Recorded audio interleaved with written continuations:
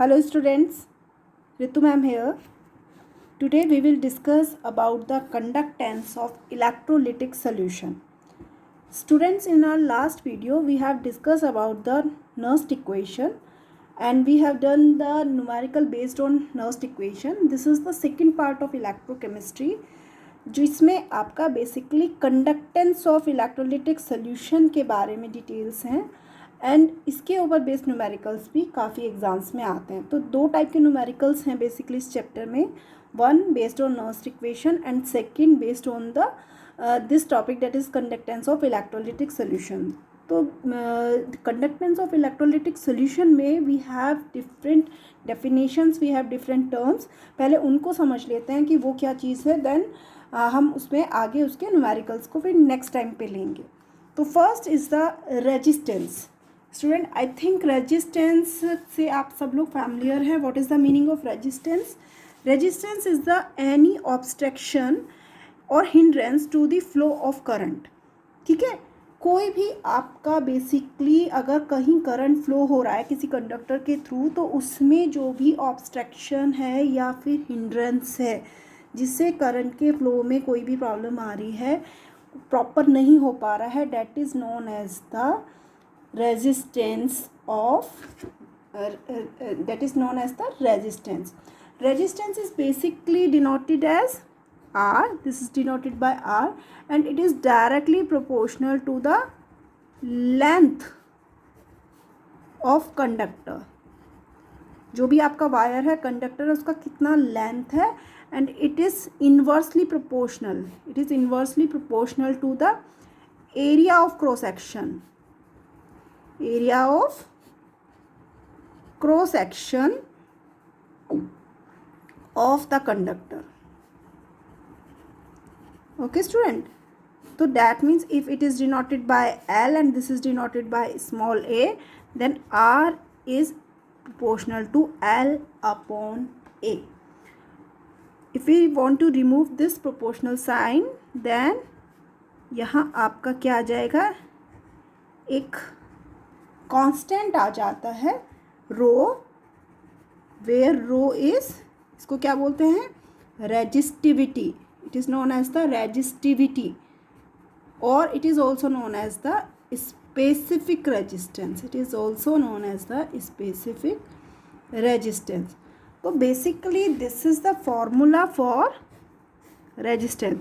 Now student, जो ये हमारा L अपॉन A है, this is also known as the cell constant. L upon A, that is the ratio of length to ratio of length to the cross section area of the conductor is known as the cell constant. If I'm taking L is 1 centimeter, यानी unit ले लिया मैंने, और A is also 1 centimeter square. Both terms I am taking as unity. Then what will be the value of R? R equals to rho simply. तो what will be the definition of resistivity और specific resistance?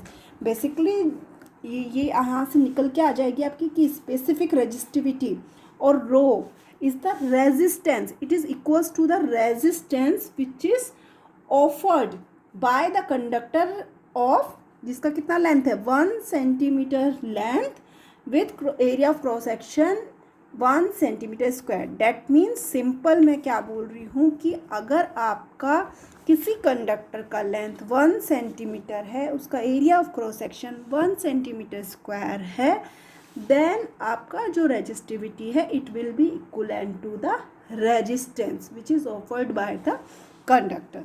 Okay student, तो ये हमारी first term थी resistance, जिससे हमारी एक new term निकल के क्या आई है, यहाँ से हमारी एक टर्म निकल के आ गई है रेजिस्टिविटी या specific resistance which is denoted by symbol rho. Now student, our second term is conductance. Conductance बिल्कुल it is just opposite to the resistance. Resistance क्या आता है, हिंड्रेंस या obstruction to the flow of electricity और current. और ये क्या है, it is the ease with which current flow. कितनी आसानी से करंट फ्लो हो रहा है, कहाँ, through the conductor. Okay, and this is denoted by symbol G. This is denoted by symbol G, और रेजिस्टेंस किससे डिनोट कर रहे थे हम, सिंबल R से। दिस G इज सिंपली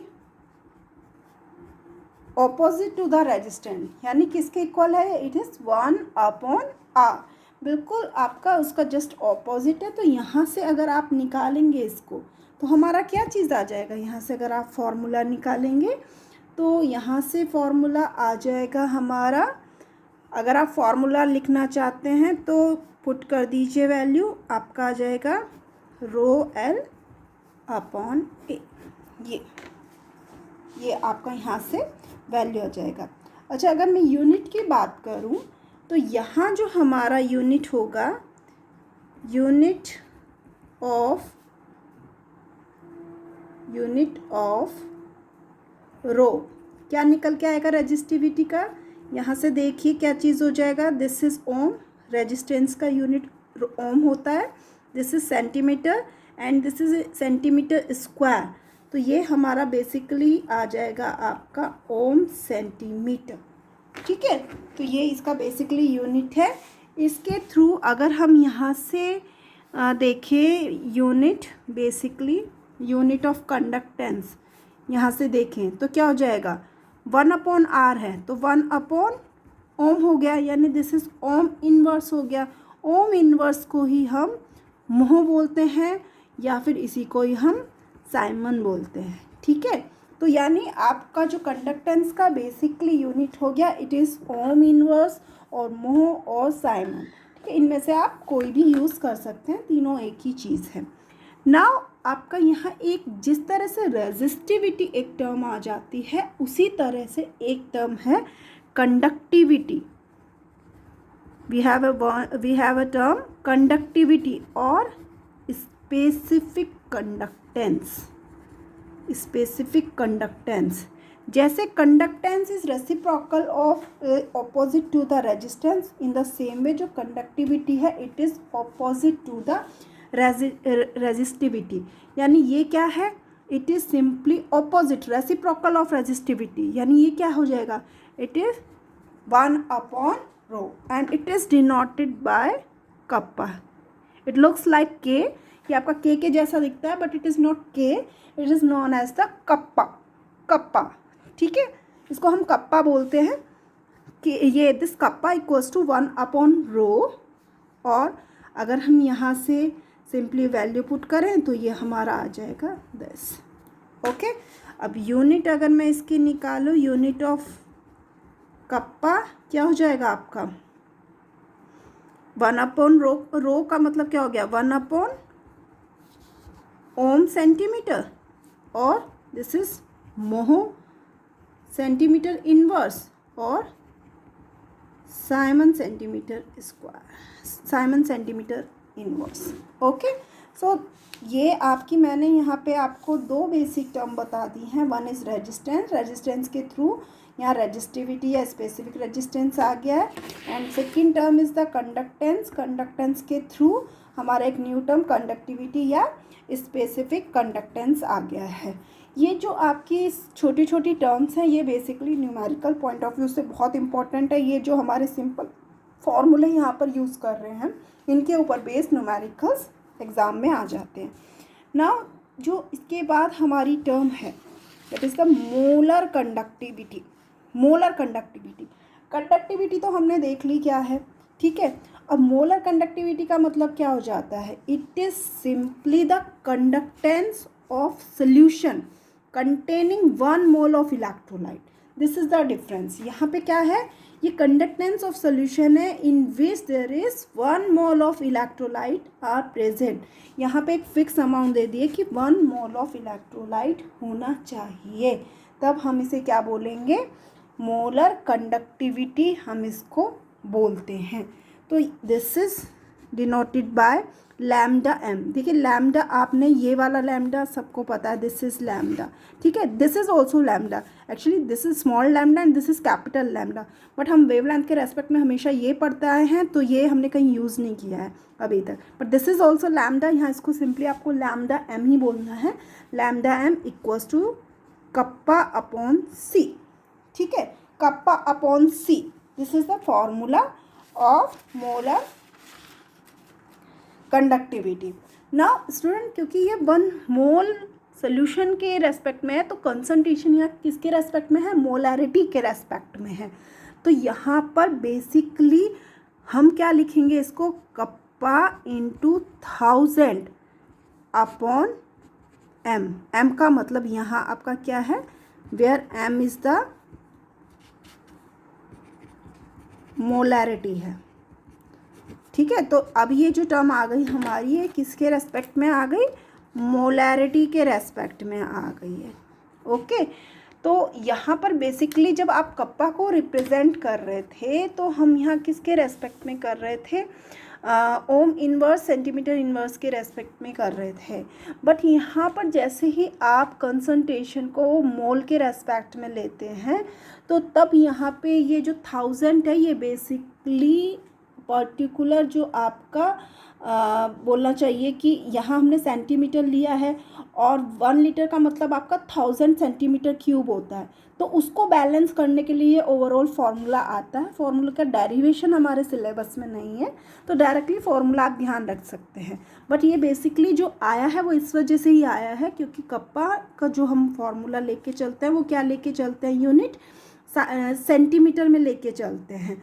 और यहाँ पर बेसिकली जो आपका सेंटीमीटर अगर हम लीटर के रेस्पेक्ट में देखें तो 1 litre equals to 1000 centimetre cube होता है।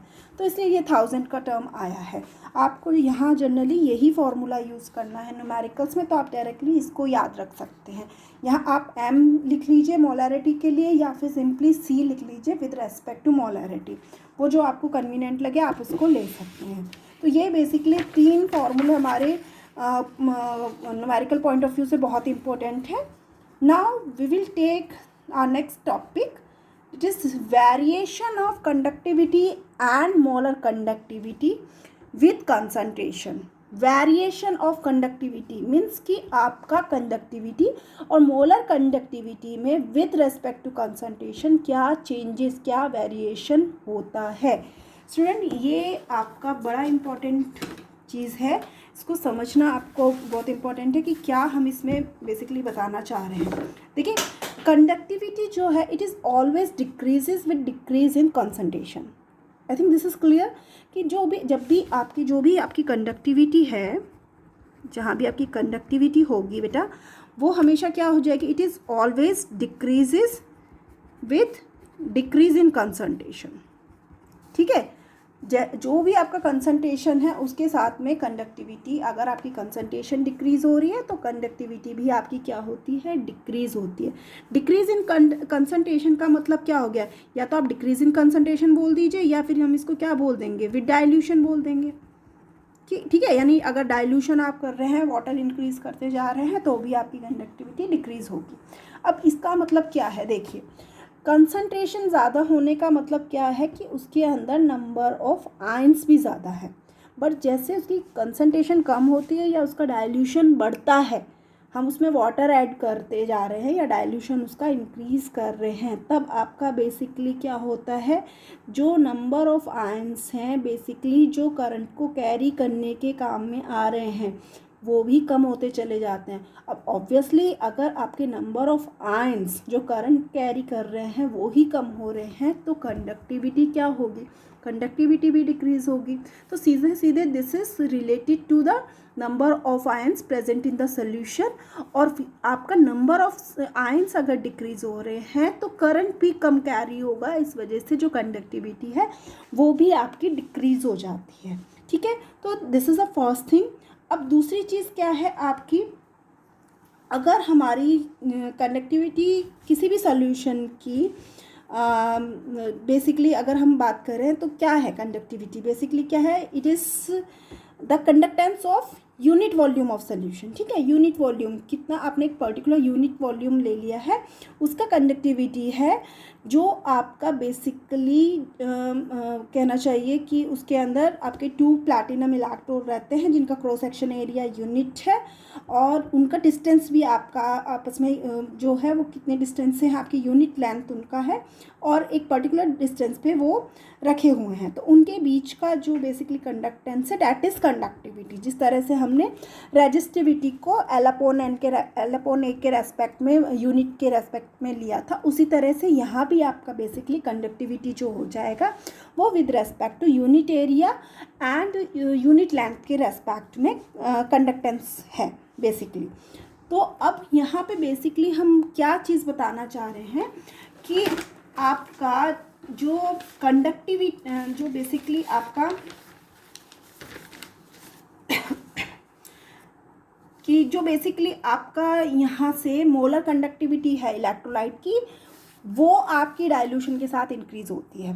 कंडक्टिविटी तो क्या हो रही है, डिक्रीज हो रही है विथ कंसंट्रेशन, बट जो मोलर कंडक्टिविटी ऑफ इलेक्ट्रोलाइट है वो इंक्रीज होती है विद डाइल्यूशन। ठीक है, ये क्यों होती है, बिकॉज जो टोटल वॉल्यूम है आपका सॉल्यूशन का वो 1 मोल ऑफ इलेक्ट्रोलाइट उसका इंक्रीज होता चला जाता है। ठीक है, हम क्या कह रहे हैं, फिर से सुन लीजिए एक बार, जो मोलर कंडक्टिविटी है it is increases with decrease in concentration, that is it decrease with dilution. This is because the total volume आपका जो भी है सॉल्यूशन का it containing 1 mole of electrolyte, वो आपका इंक्रीज होता चला जाता है। ठीक है, आपका मोलैरिटी है, मोलैरिटी को हम जो कंपेयर करते हैं, जो मोलैरिटी का डेफिनेशन दिया जाता है वो विद रेस्पेक्ट टू वॉल्यूम दिया जाता है। अब आप अगर उसका डाइल्यूशन कर रहे हो तो वॉल्यूम उसका इंक्रीज हो रहा है। अगर वॉल्यूम इंक्रीज हो रहा है तो मोलर कंडक्टिविटी बेसिकली क्या होती है, इंक्रीज होती चली जाती है, अगर आपने कंसंट्रेशन को डिक्रीज कर दिया है। ठीक है, वन मोर थिंग कि जब भी आपकी कंसंट्रेशन ज़ीरो अप्रोच करेगी, हम ये कह सकते हैं कि कंसंट्रेशन को चाहे तो आप बोल दीजिए कि ज़ीरो अप्रोच करेगी, या जो डाइल्यूशन है ये आपका क्या हो जाएगा, इनफाइनाइट डाइल्यूशन हो जाएगा। इस टाइम में जो आपकी मोलर कंडक्टेंस है वो एक लिमिटिंग वैल्यू तक पहुंच जाती है, एक फिक्स वैल्यू तक पहुंच जाती है, जिसको हम क्या बोलते हैं, लिमिटिंग मोलर कंडक्टिविटी बोलते हैं। इस टाइम में जो आपकी मोलर कंडक्टिविटी है इसको हम क्या बोलेंगे, लिमिटिंग मोलर कंडक्टिविटी बोलते हैं। और इसको पहले हम मोलर कंडक्टिविटी को किससे डिनोट कर रहे थे, लैम्डा एम से, अब हम इसको लैम्डा एम नोट से शो करेंगे। ये जो ज़ीरो यहाँ दिख रहा है इसका मतलब कंसंट्रेशन रीचेस टू ज़ीरो, ये मतलब है इसका। और अगर हम यहाँ इनफाइनाइट लिख रहे हैं तो डैट मीन्स वो इनफाइनाइट डाइल्यूशन को शो कर रहा है। ठीक है स्टूडेंट, अब यहाँ पे बेसिकली हम वेरिएशन लेंगे मोलर कंडक्टिविटी का with respect to concentration. Variation in molar conductivity with concentration. ठीक है, ये चीज़ हमें लेनी है। तो यहाँ पे बेटा सबसे पहला केस जो मैं ले रही हूँ, फर्स्ट केस मैं ले लेती हूँ for strong electrolyte. I think आप सबको पता है what is the meaning of strong electrolyte. Strong electrolyte बेटा क्या होते हैं, जो जिनका डिसोशिएशन कंप्लीटली होता है, विच डिसोशिएट कंप्लीटली। जितने आपके सॉल्ट्स हैं, जितने आपके स्ट्रॉन्ग एसिड हैं, जितने आपके स्ट्रॉन्ग बेसिस हैं, they all act as strong electrolytes. ठीक है, दैट मीन्स उनका कंप्लीट डिसोशिएशन होता है, वो आपका कंप्लीटली आयनाइज होते हैं, तो उनको हम क्या बोलते हैं, स्ट्रॉन्ग इलेक्ट्रोलाइट्स बोलते हैं। ठीक है, अब स्ट्रॉन्ग इलेक्ट्रोलाइट के केस में बेसिकली आपका क्या हमने बोला कि कंप्लीटली डिसोशिएट होते हैं हर कंसंट्रेशन पे। इसमें कोई कंसंट्रेशन वाली बाउंडेशन नहीं है कि इस कंसंट्रेशन पे आपका कंप्लीटली डिसोशिएट होगा, हर कंसंट्रेशन पे वो कंप्लीटली डिसोशिएट होंगे। तो फॉर स्ट्रॉन्ग इलेक्ट्रोलाइट जो आपके मोलर कंडक्टिविटी है it increases slowly with dilution. जैसे जैसे आप डाइल्यूशन इंक्रीज करते हैं उसमें मोलर कंडक्टिविटी इंक्रीज होती है। आई हैव वन ग्राफ, आप ये ग्राफ देखिए, यहाँ बेसिकली यहाँ मैंने 2 ग्राफ बनाए हैं। अब बेटा ये वाला ग्राफ आपने देखना है अभी, ठीक है, इस वाले ग्राफ की बात करें फिर इसको लेंगे हम। तो ये जो फर्स्ट ग्राफ है आपका, ये मैंने यहाँ लैम्डा एम यानी मोलर कंडक्टिविटी और अंडर रूट सी कंसंट्रेशन का स्क्वायर रूट के बीच में प्लॉट किया है। तो यहाँ पे आप ये देखिए कंसंट्रेशन आपका क्या हो रहा है, ये इंक्रीज़ को शो कर रहा है, ठीक है।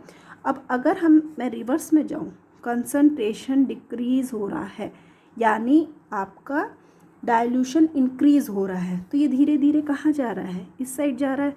अगर मैं यहाँ पे इस लाइन को एक्स्ट्रा प्लॉट कर दूँ तो ये कहाँ एक पर्टिकुलर पॉइंट को टच करेगा और ये पर्टिकुलर पॉइंट मेरा क्या हो जाएगा, लैम्डा एम 0 हो जाएगा। This is the limiting molar conductivity, यानी by this graph we can calculate the value of limiting molar conductivity.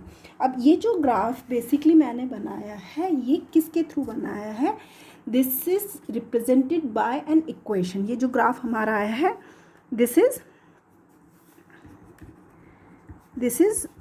Represented by a graph by an equation. पहले मैं आपको बता दूं, और वो इक्वेशन क्या है, कौन सा इक्वेशन है, इस इक्वेशन का एक नाम है डिबाय हक्कल ऑनसेगर।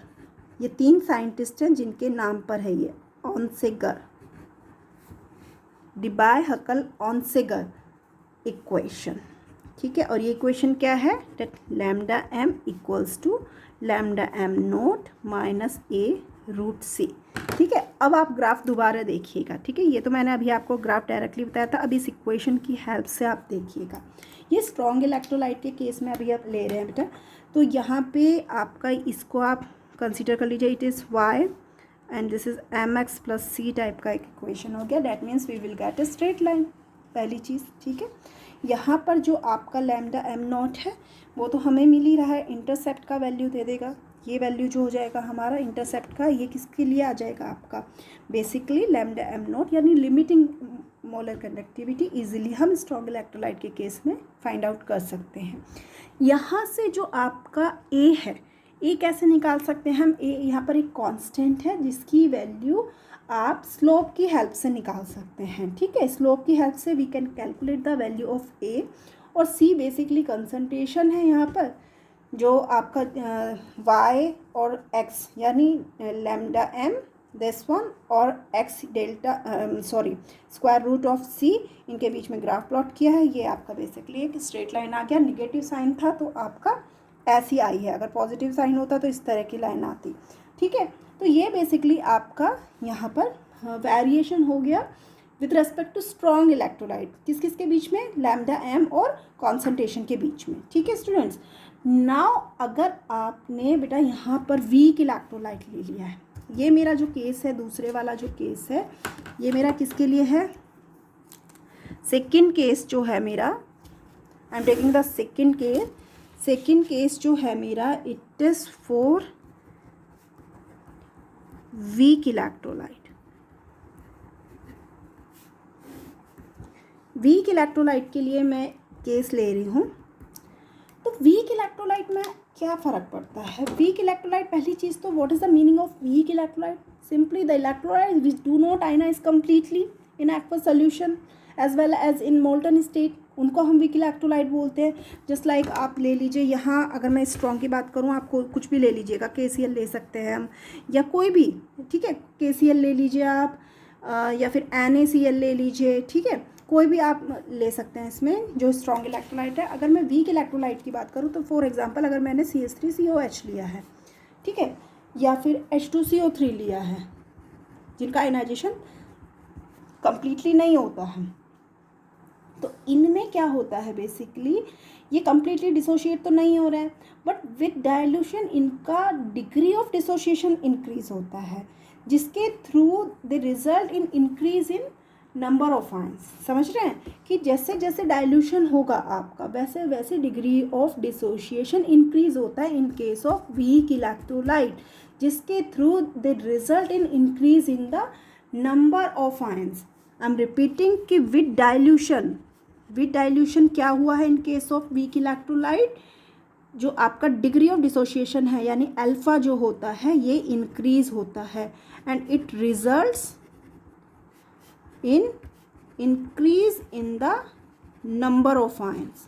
अब नंबर ऑफ आयंस आपके यहाँ बढ़ेंगे, ठीक है। तो अब अगर बिल्कुल सेम इक्वेशन के लिए आप ग्राफ करते हैं तो यहाँ पर ऐसा एक ग्राफ आता है जिसमें अगर आप देखोगे तो स्ट्रेट लाइन ना आके कैसा आता है, कर्व हमें मिलता है। ये वीक इलेक्ट्रोलाइट के लिए है हमारा जो ये वाला ग्राफ है, तो एक कर्व मिलता है जिसको अगर आप एक्स्ट्रा प्लॉट करना चाहो, जहाँ आपका सी अगर आप देखो यहाँ सी 0 हो रहा है, अगर आप इसका एक्स्ट्रा प्लॉट करना चाहो तो आप वो नहीं कर पाओगे, ये इस तरह से पैरेलल ही चलता चला जाएगा ऊपर तक।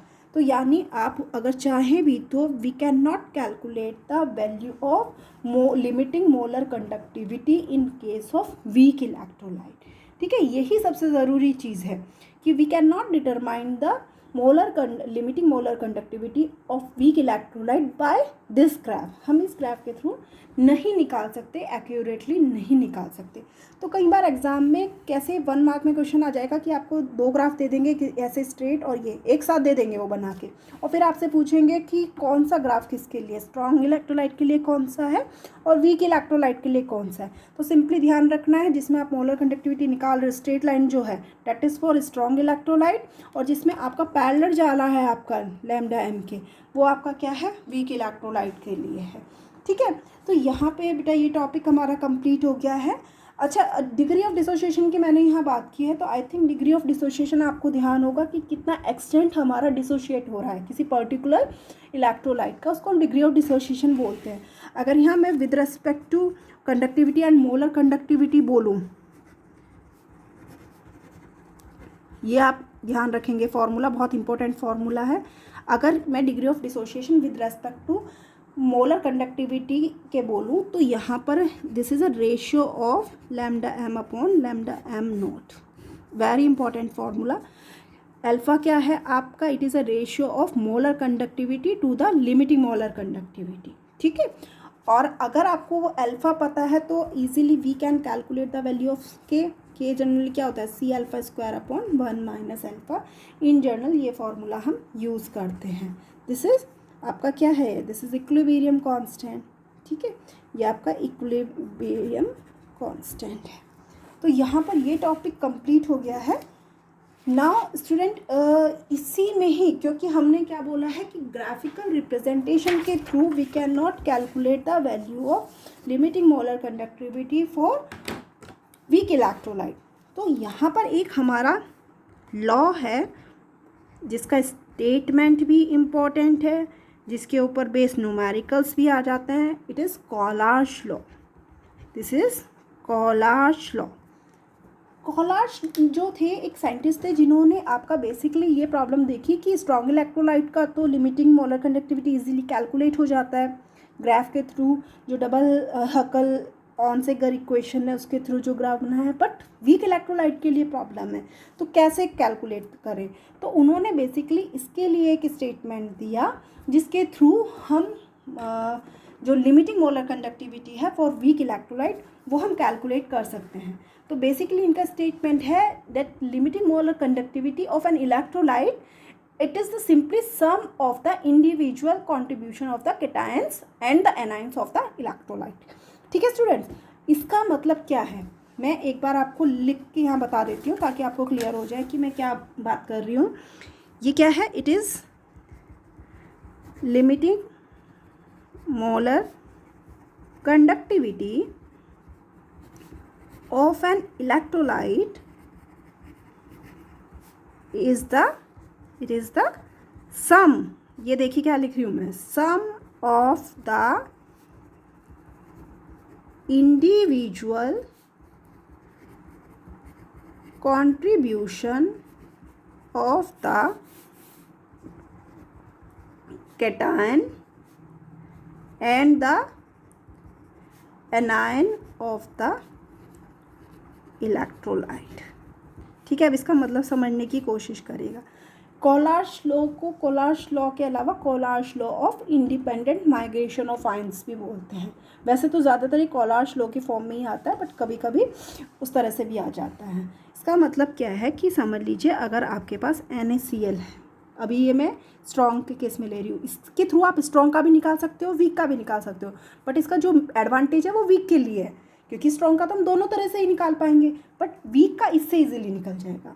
तो अगर ये आपका एक इलेक्ट्रोलाइट है तो ये किससे मिलके बन रहा है, कैटायन Na है इसमें, और आपका एनायन क्या है, Cl है, तो इंडिविजुअल कॉन्ट्रीब्यूशन के सम के इक्वल होता है।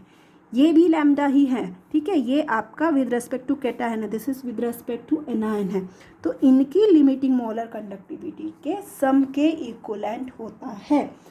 अब अगर यहाँ पे समझ लीजिए बेटा, अगर आपको ये ध्यान रखना, अगर समझ लीजिए यहाँ पर हमारा MgCl2 लिया है मैंने, तो इसको हम क्या लिखेंगे, कितने आपके आयंस ये दे रहा है इंडिविजुअल के रेस्पेक्ट में। तो मेरे पास अगर MgCl2 है तो ये आयनाइज होके क्या देगा, Mg प्लस 2Cl माइनस देगा ना। तो ये चीज़ ध्यान रखनी है, 2 Cl दिए हैं तो उतने ही आपको लिखने हैं। तो this is lambda naught Mg2 plus के लिए, और यहाँ 2 लैम्डा Cl माइनस के लिए, ठीक है। तो दीज आर द एग्जाम्पल, इनके थ्रू ही हम आपका, अगर हमारे पास CH3COH है तो उसका भी निकाल सकते हैं, क्या हो जाएगा, किससे मिलके बना है, एसीटेट आयन और हाइड्रोजन आयन से, तो उसके सम के इक्वल होता है, ठीक है। तो ये बेसिक है। अगर आप इसको जर्नल फॉर्म में लिखना चाहें तो in general we can write कि lambda M naught equals to plus ये cation and this is anion. जो यहाँ मैं ये न्यू लिख रही हूँ बेटा, इसका मतलब यहाँ सिंपली नंबर हैं कि इंडिविजुअल के कितने नंबर हैं, कितने उसका 1 है या 2, कितने आयंस वो दे रहा है उसके रेस्पेक्ट में है। तो अच्छा, अब यहाँ पे एक चीज़ आ जाती है, इसकी एप्लीकेशन ऑफ कोलार्स लॉ। तो सबसे जो मेन एप्लीकेशन है, सबसे बड़ा जो इसका बेनिफिट है वो क्या है आपका, कि molar conductivity of weak electrolyte, molar conductivity of weak electrolyte at C tends to 0 या फिर infinite dilution can be calculated, ठीक है। जो पीछे प्रॉब्लम आ रहा था कि नहीं निकल पा रहा था। दूसरा एडवांटेज क्या है इसका, alpha, that is degree of dissociation can be calculated for weak electrolyte. This is again for weak electrolyte, क्योंकि स्ट्रॉन्ग के लिए तो ये ऑलमोस्ट आपका डिग्री ऑफ डिसोसिएशन 1 होता है, weak electrolyte it can be calculated, ठीक है। मैंने अभी आपको रेशियो बताया है ऊपर अल्फा का, lambda M upon lambda M nought. और तीसरा क्या है आपका, डिग्री ऑफ डिसोसिएशन अगर आपका निकल गया है तो डिसोसिएशन कांस्टेंट या इक्विलिब्रियम कांस्टेंट, यहाँ हम डिसोसिएशन कांस्टेंट नाम दे रहे हैं, के कैन बी कैलकुलेटेड। ये सबका सिर्फ 4 वीक इलेक्ट्रोलाइट है। तो बेसिकली